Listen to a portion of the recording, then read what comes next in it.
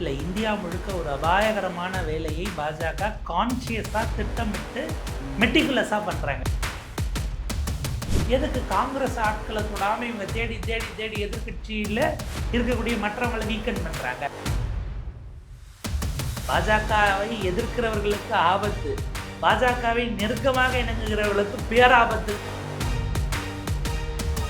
80ல் 58 பேர் ஓடி போவாங்க. எல்லாம் மம்தா பானர்ஜிக்கு முந்தின நாள் நினைச்சிருப்பாங்க.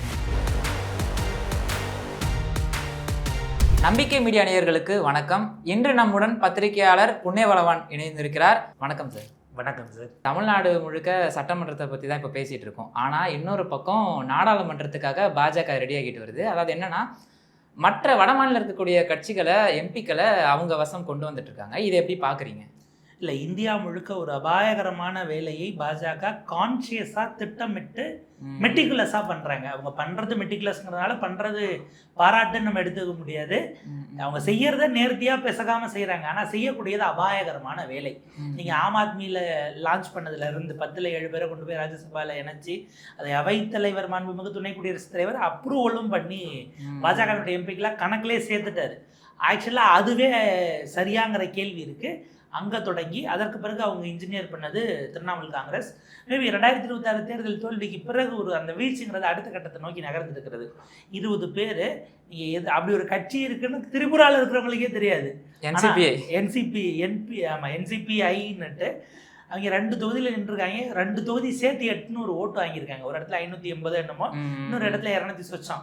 இந்த இது போக 2 இண்டிபெண்ட்டாக ஆதரிச்சிருக்காங்க. அவங்க யாருன்னே இப்போ தெரியல, பேரை கேட்டா.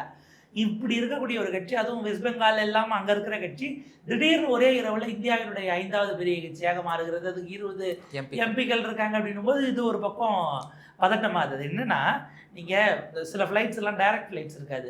நடுவில் என்ன பண்ணுவாங்க, டிரான்சிட்னு நடுவில் ஒரு இடத்துல போட்டு ஃபியூவல் போட்டுட்டோ இல்லை ஒரு பிரேக் எடுத்து திரும்ப போவாங்க. அந்த மாதிரி பிஜேபியில் சேர்றதுக்கு முன்னாடி கொஞ்ச நாள் அங்கிட்டு இருங்க அப்படின்னா, இப்போ அங்கே ரிசர்வ்டு போலீஸ் பாதுகாப்பெல்லாம் கொடுக்குற அளவுக்கு அந்த கட்சி ஆஃபீஸ்க்கு 10க்கு 10 ரூம்னா அதுக்கே கொடுக்குற அளவுக்கான வேலைகள் ஓடிக்கொண்டிருக்கிறது. இதற்கு அடுத்தபடியாக பார்த்தீங்கன்னா, உத்தவ் தாக்கரேனுடைய 6 எம்பிக்கள் போட்ட கூட்டத்துக்கு வரல. அவர் நான் டிசிப்ளினரி ஆக்ஷன் எடுப்பேன், இனிஷியேட் பண்ண போகிறேன் கட்சி ரீதியிலான்னு போகிறாரு. ஆனால் ஒன்றும் அவர் நீக்க மாட்டார். அவங்களா போகிறோன்னு அறிவிக்காத வரைக்கும் இவர் நீக்குவதற்கான வழி இல்லை. அவர் வேற ஒரு விஷயத்தையும் செய்கிறாரு. மேபி நான் இருக்கிறது தான் பிரச்சனைனா, நான் தலைவர் பதவியிலிருந்து கட்சியினுடைய தலைமை பொறுப்பிலிருந்து கூட இறங்க தயார் அப்படிங்கிற மாதிரியாக ஒரு உணர்வு ரீதியிலாக அவருடைய கேடஸ்க்கு ஒரு விஷயத்தை கொண்டு போய் கடத்துறாரு அங்கிட்டு. அது ஒரு பக்கம். இது போக நம்முடைய உத்தரப்பிரதேசத்தினுடைய துணை முதலமைச்சர் கேசவ் பிரசாத் மௌரியா அவர் சொல்றாரு, 25 சமாஜ்வாதி எம்பிக்கள் எங்களோட தொடர்பில் இருக்கிறார்கள் அப்படிங்கிறாரு. எப்போது வேண்டுமானாலும், ஒரு கட்டத்துக்கு மேலே இவங்க முன்னாடி என்ன சொன்னாங்க, ஒரு 2-3 வீக்ஸ் இருக்கும், நாங்கள் ஓகே சொன்னாருன்னா ரேவந்த் ரெட்டியவே கூப்பிட்டு வந்து பாஜக சீஃப் மினிஸ்டர் கேண்டிடேட் நாங்கள் போகட ரெடி அப்படின்னு பாஜகவினுடைய தெலுங்கானா எம்பி ஒருத்தர் பேசி அது சர்ச்சைக்கும் உள்ளாச்சு. அவருடைய ஏர்லி டேஸுங்கிறது உங்களுக்கு ஒரு ஆக்டிவ் ஏபிபி மெம்பர்னு நினைக்கிறேன். அந்த இல்லை விஸ்வந்த் பரிஷத்தில் ஏபிபி தான். காலேஜ் டேஸில் அவர் ஒரு ஆக்டிவ் மெம்பராக தான் இருந்திருக்காருங்கிறது அவருடைய ரேவந்த் ரெட்டி இருந்திருக்காரு. அவருடைய ட்ராக் ரெக்கார்ட்னால கூட ஒன்றும் எங்களுக்கெல்லாம் பெரிய சண்டையெல்லாம் இல்லை அப்படின்லாம் பேசிக்கிட்டு இருக்கிறாங்க. இதெல்லாம் கனெக்டிங் த டாட்ஸா. எதுக்கு காங்கிரஸ் ஆட்களை தொடாமல் இவங்க தேடி தேடி தேடி எதிர்கட்சியில் இருக்கக்கூடிய மற்றவங்களை வீக்கன் பண்ணுறாங்க அப்படின்னு நம்ம எடுத்தோம்னா, இதெல்லாம் கனெக்ட் ஆகிற புள்ளி அப்படியே கட் பண்ணோம்னா ஏப்ரல் மாதம் 17ஆம் தேதி நினைக்கிறேன், 12 வருஷத்தில் மோடி அரசு கொண்டு வந்த ஒரு மசோதா தோற்கிறது. ஸோ அது அவங்களுக்கு அவங்க வரலாற்றிலே இல்லாதது. வெறும் ஒரு 54 வாக்கு வித்தியாசம் தான் தோல்வி அடைகிறாங்க அப்படின்னும் போது அதைத்தான் அவங்க அது மிகப்பெரிய தன்மான பிரச்சனையாக பார்க்குறாங்களாங்கிறது ஒன்று. இந்தியாவில் எந்தெந்த பிராந்தியங்களில் எந்தெந்த தொகுதியில் 2ஆ உடைக்கணும், எதை 3ஆ உடைச்சா அந்த 800ங்கிற நம்பர் கிடைக்கும். நம்ம போய் இந்த கட்சிகள்கிட்ட பேசி அந்த தலைவர்கள்ட்ட அந்த உரையாடல் நடத்தி அந்த மாதிரி கெஞ்சுற ஸ்டேச்சருக்கு, அப்படி ஒரு பொசிஷனுக்கு பாஜக ஆப்வியஸாக போக மாட்டாங்க. அவங்களுடைய இயல்பறித்தவர்களுக்கு தெரியும், பாஜகவை எதிர்க்கிறவர்களுக்கு ஆபத்து, பாஜகவை நெருக்கமாக இணங்குகிறவர்களுக்கு பேராபத்துங்கிறது தான் அவங்களுடைய பேட்டர்னாக இருக்குது. நீங்கள் ரிவர்ஸில் யோசிச்சிங்கன்னா, நிதிஷ்குமார் அகற்றப்பட்டதுங்கிறது பாஜகவை நெருங்குகிறவர்களுக்கான முதலமைச்சராகவும் அவங்க தான் உட்கார வைக்கிறாங்க. அதுக்கப்புறம் அவரை முதலமைச்சர் பதவியிலிருந்தும் அவங்க தான் எடுக்கிறாங்க. நிதிஷ்குமார் ஒருவேளை முடியாதுன்னு சொல்லி இருந்தால் அந்த கட்சியினுடைய எம்எல்ஏக்கள் அப்படியே ஆம் ஆத்மிக்கு நடந்த மாதிரி எம்பிக்களுக்கு சேர்த்துருப்பாங்க. எம்எல்ஏக்கள் அங்கே கூப்பிட்டுருப்பாங்க. ஷிண்டேக்கும் இப்போ அதே நிலைமை தான். அவர் முதலமைச்சரால இருந்தவர்.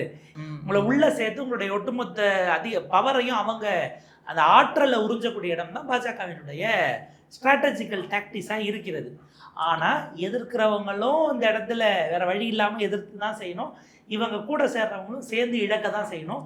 பலத்தை எல்லாம் பாஜக உறிஞ்சக்கூடிய அந்த இடத்துக்கு போய் நிற்கிறது. இப்போது எனக்கு என்னென்னா, இப்போ என்சிபியில் போய் ஜாயின் பண்ணுறாங்க, பலத்தை உறிஞ்சக்கூடிய பாஜக வந்து எதுக்கு என்சிபியை வந்து அவங்க வலுப்படுத்துகிற மாதிரி அது திரிணாமுல் காங்கிரஸ் எம்பிக்கள் போயிட்டு என்டிஏல வரணும்னா அவங்க நேரடியாக பாஜகவுக்கு வந்திருக்கலாம். ஆனால் என்சிபியில் போய் தஞ்சமாகிறதுக்கான காரணம் என்ன? இப்போ என்னன்னா, நேரடியாக அவங்க உள்ளே வரணும்னா 2/3 வந்தாலும் 3/2 பங்குகள் தாராளமாக இருக்காங்க. 29 ஒருவர் சாலை விபத்தில் காலமாகிறாரு, அவருக்கு பதிலாக மீதி இருக்கக்கூடிய 28ல் 20ங்கிறது 2/3 தான். இந்த என்சிபிஐங்கிறது கட்சியவே இவங்க தான் விலைக்கு வாங்கியிருக்காங்க. ஒரு ஸ்பேஸ்க்கு என்ன பண்ணுறாங்க, ஒரு இது வந்து எந்த வகையிலும் இது வரைக்கும் நீங்கள் ஏதோ ஒரு ஆங்கிளில் இந்த கோர்ட்டுக்கு போய் யாராச்சும் ஒரு ஜட்ஜி கையில் சிக்கனாலும் கூட கம்ப்ளீட்டாக இவங்களுடைய பதவியை பறிக்க சொல்லி அதுக்கு உத்தரவு சபாநாயகர் அதில் நடவடிக்கை எடுக்கணும்னு சொல்கிறதுக்கு வாய்ப்பு இருக்குது. ஆன்டி டிஃபெக்ஷன் லால இல்லாத ஒரு ஷரத்தை புதுசாக எக்ஸிக்யூட் பண்ணி செய்கிறாங்க. இது டிரான்சிட் ஸ்டேட்டு தான். வெவ்வேறு கட்சிகள் இதே போல் எடுத்து போகிறவங்கலாம் ஒரே சமயத்தில் ஒன்றா பாஜகவில் சேர்ப்பதாக அறிவிக்கிறத நோக்கி தான் அது நகரம். ஆனால் மம்தா பானர்ஜியை பொறுத்த வரைக்கும் இங்கே இன்னும் உடைக்க வேண்டிய தேவைகள் இருக்குது. 80ல் 58 பேர் ஓடி போவாங்கலாம் மம்தா பானர்ஜி முந்தின நாள் நினைச்சிருப்பாங்க. ஜெயித்த எம்எல்ஏக்கள்ல யாருமே எதிர்பார்க்காத ஒரு புதிய உச்சத்தை நோக்கி போகுது.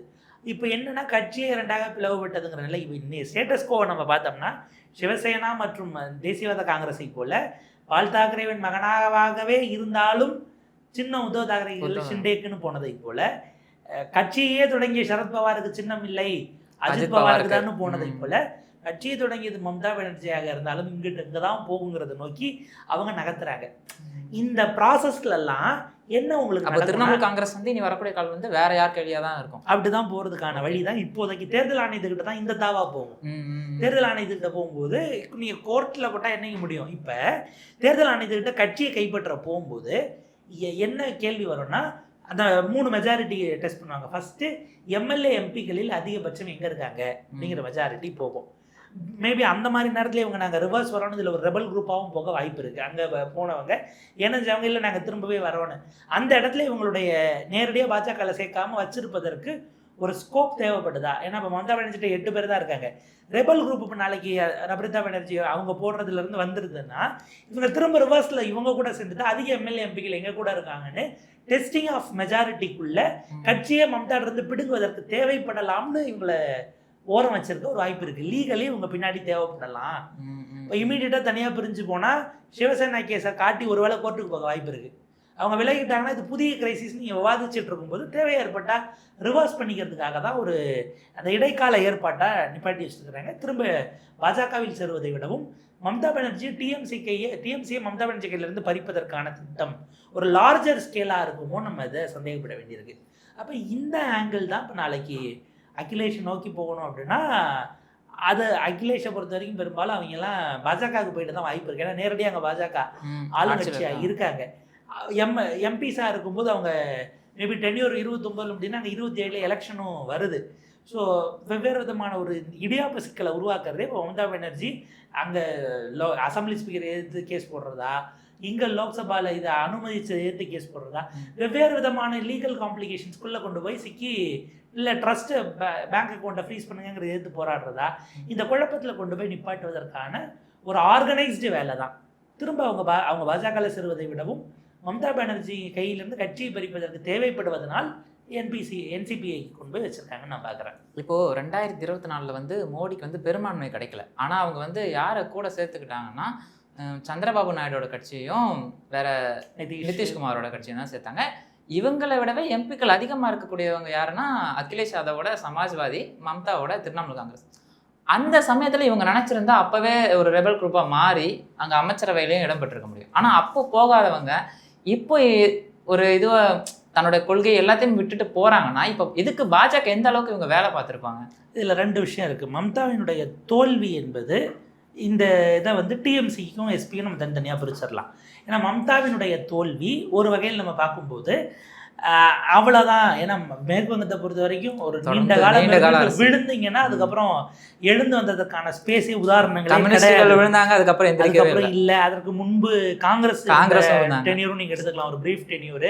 அதுக்கு பிறகு நீண்ட காலம் இருந்தாலும் 30 ஆண்டுகளை கடந்து 33 ஆண்டுகள் வரைக்கும் இருந்த இதர ஒரு புத்ததேவ பட்டாச்சாரி ஆகட்டும், இல்லை அதற்கு முன்பாக ஜோதிபாஸ் அவர்கள் ஆகட்டும், இந்த லாங்கஸ்ட் டென்யூருக்கு பிறகு அந்த இல்லை. மம்தாவுக்கும் அதுதான் வருமோ என்கிற உணர்வு அவங்க ஆப்வியஸாக வந்தது. அவங்களுடைய கடந்த கால வரலாற்றிலிருந்து அவங்க இப்படி ஒரு இன்ஃபரன்ஸ்க்கு வராங்க. ஒரு இதுதான் இதுக்கப்புறம் முடிவு பண்ணதுனால தான் பிஜேபி ஒரு இடத்துல ஆட்சியை பிடிச்சிட்டாங்கன்னா அவங்க அங்கேருந்து அகற்றுறது ரொம்ப கடினமான ஒரு விஷயமா மாறுதில்ல. இப்போ டெல்லிலையும் அதே நிலைமை தான் நீடிக்கிற மாதிரி இருக்குது. அதே மாதிரி உத்தரப்பிரதேஷ்லையும் பார்த்தீங்கன்னா வந்தாங்க, ஆட்சியை பிடிச்சாங்க, அதுக்கப்புறம் அவங்கள இது பண்ணவே முடியலை. ஸோ அதனால திரிணாமுல் காங்கிரஸும் அப்படிதான்றதை அவங்களே முடிவு பண்ணிட்டாங்க. ரெண்டாக தான் பாஜகவினுடைய ஸ்ட்ரென்த் என்பது ஒன்று, இரண்டாவது மேற்கு வங்கத்தினுடைய அரசியல் ஓட்டிங் பேட்டர்ன்ங்கிறது இரண்டாவதாக அவங்க பார்க்குறாங்க. கொத்தா தினம் போயிட்டு இருக்காங்க. திடீர்னு மேயர் ராஜினாமா, அந்த எம்பி ராஜினாமாங்கிறத முன்னாள் அமைச்சர் ராஜினாமான்னு வரிசை எல்லாம் ராஜினாமா பண்ணி அது ஒரு அதாவது டாப் டு பாட்டம் அப்படியே போய் சேரக்கூடிய ஒரு விஷயம் பார்க்குறோம். இங்கே யூபியை பொறுத்த வரைக்கும் ஆக்சுவலாக அது அந்த இடத்துல உங்களுக்கு மோர் தென் 50% சீட்டை பார்லிமெண்ட் எலெக்ஷனில் சமாஜ்வாதி இந்தியா கூட்டணி ஜெயிச்சதற்கான காரணம் அங்கே நடந்த உள்ளடி வேலைகள். ஏன்னா மோடிக்கு அடுத்தது சக்சஸராக யோகி ஆதித்யநாத் வருவதுங்கிறது மோடி அமித்ஷா 2 பேருமே அடிப்படையில் விரும்பலை. இரண்டாவது ஆர்எஸ்எஸ் அட்வைசஸை எடுக்கிறதுல அவங்க மோடி அமித்ஷா விரும்பலைன்னா அது பார்லிமெண்ட் எலெக்ஷனில் அவங்களோட இது பாதிக்கும்ல. அப்படி இருக்கும்போது இப்போ எம்பிக்கள் அதில் குறையும் போது பிரதமர் மீண்டும் மோடி மீண்டும் பிரதமர் ஆக முடியாது. அப்படின்ற போது அந்த வேலையெல்லாம் அவங்க செஞ்சிருப்பாங்களா? யோகிக்கான பெர்ஃபார்மன்ஸஸ்குள்ள யோகி கான்சியஸாக வேலை பார்த்தும் கூட உள்ளுக்குள்ள உள்ளடி வேலைகள் அதிகமாக இருந்ததுனால அதை சக்ஸஸ்ஃபுல்லாக போய் சேரலை. ஸோ இந்த சிக்கல்களெல்லாம் எப்படி களைய போகிறாங்கங்கிறது முக்கியம். பாஜகவுக்கு இவ்வளவு நெருக்கடிகள் இல்லை குழப்பங்கள், இன்டர்னல் கிரைசிஸ் எல்லாம் இருந்தாலும் இதை அறுவடை பண்ணுற இடத்துல இந்தியா அலைன்ஸ் இருக்காங்கிறது அதை விட பெரிய $1 மில்லியன் கொஸ்டின். உங்களுக்கு பதில்களுக்கு நன்றி.